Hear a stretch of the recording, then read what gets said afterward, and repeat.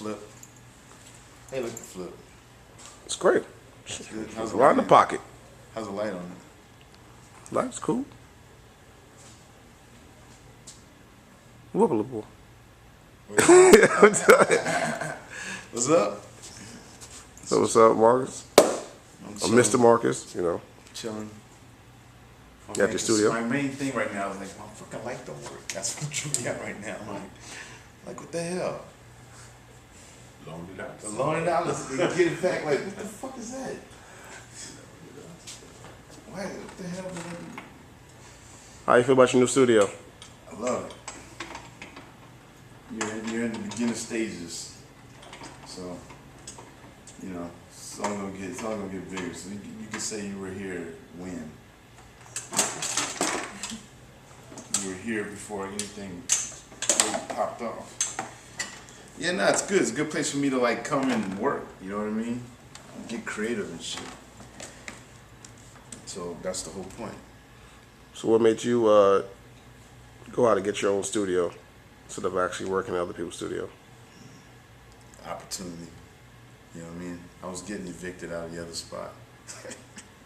And it was like, and I took it as a sign. It was like, it was either like shut down and don't do shit, you know what I mean? Because that's an option. Or it was like, step up, you know what I mean? Step up and take on, you know, do your thing. So here I am, this is it. It worked out too, because this was the second place, you know, and when I saw it, I wanted it. Like, I wanted it bad. I got it. That's how you do it. So what stuff you working on right now?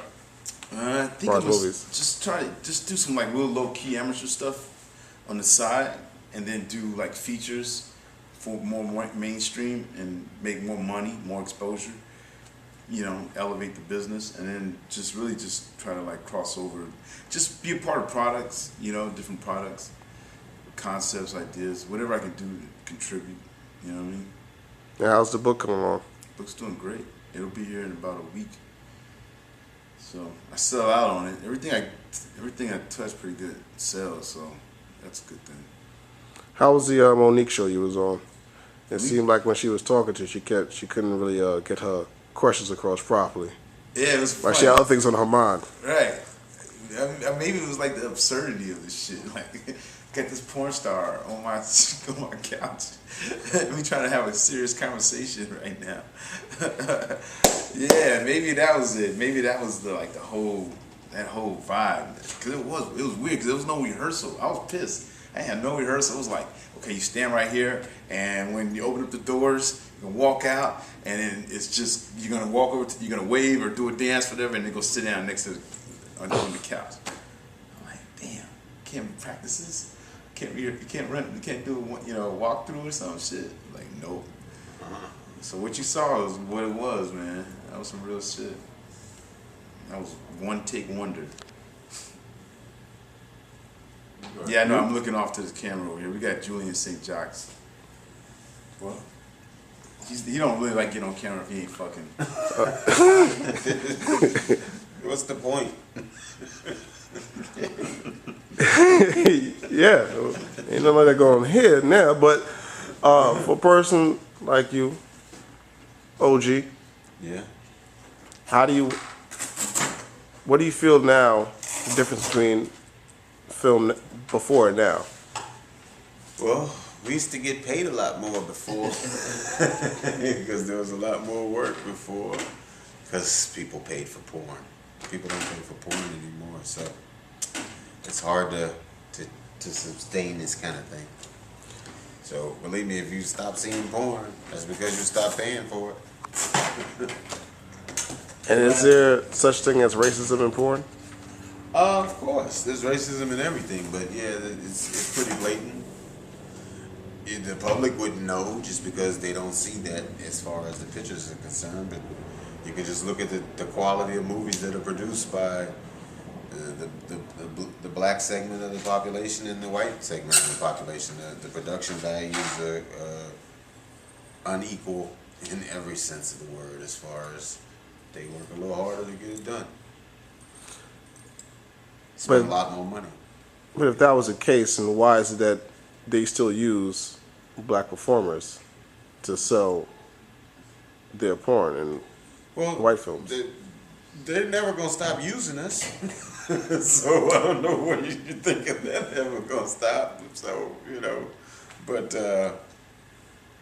what I mean by just the disparity in how the companies have put things together, as far as they'll spend 50 grand on a mainstream white production, and 10 on a mainstream black production. So, And it's because they don't know the consumer, and then if they try to make the movie for a black audience, it would totally put a white perspective on it. Right. It wouldn't even be. I don't think it really is meant for us to do our own thing. That's all they're doing is keeping the door open for us to do our own thing. Because it is a hood market out there. I mean, niggas support shit that we do. I mean, it's still grimy. We still like, we ain't, you know what I mean? We wouldn't even really give a fuck if we did make a $50,000 movie. It wouldn't really matter. If we made a $10,000 movie that looked like a $50,000 movie, then much respect. It will sell just the same. We probably make more money. I mean, they you know what I mean? So they do what they do, and that's cool. And we think we need to be a part of that shit, but we don't.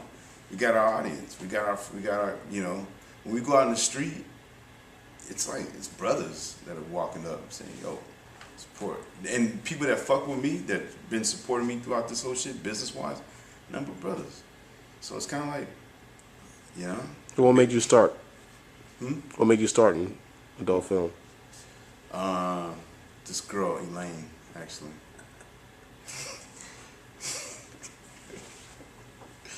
Yeah. And how about you?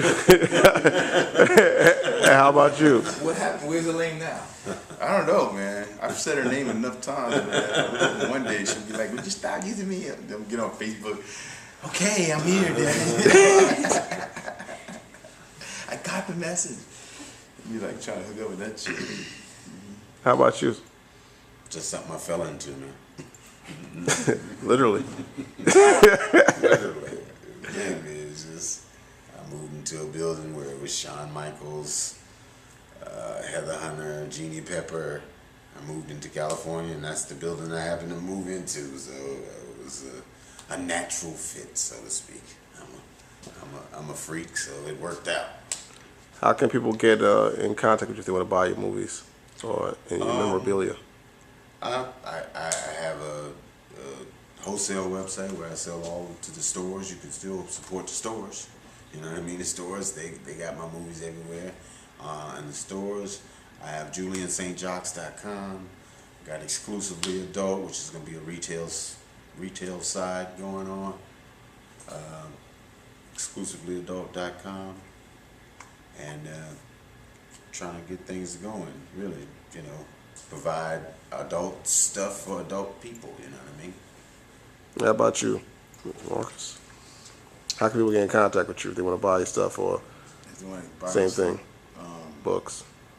Well, I drive around my car and I sell it out the trunk, so just text me your address. I will do this. That'd be some shit. That's some shit. Hey, nigga, got that porn. Come down and do the Master P did it, so why not? He got gold sinks in his house.